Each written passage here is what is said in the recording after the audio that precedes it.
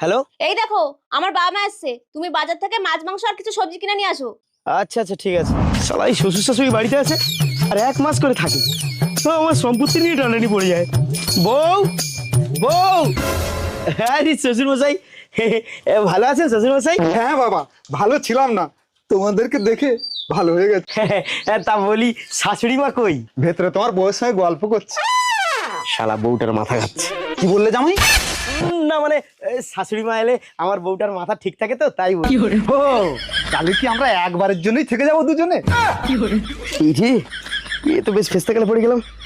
আরে শ্বশুর মশাই, আমাদের বাড়িতে না জাত সাপের উপদ্রব আছে খুব। আরে বাবা জামাই, ওসব সাপ ধরা কোনো ব্যাপার না, একসময় আমি সাপড়েকেও সাপ ধরা শিখেছি।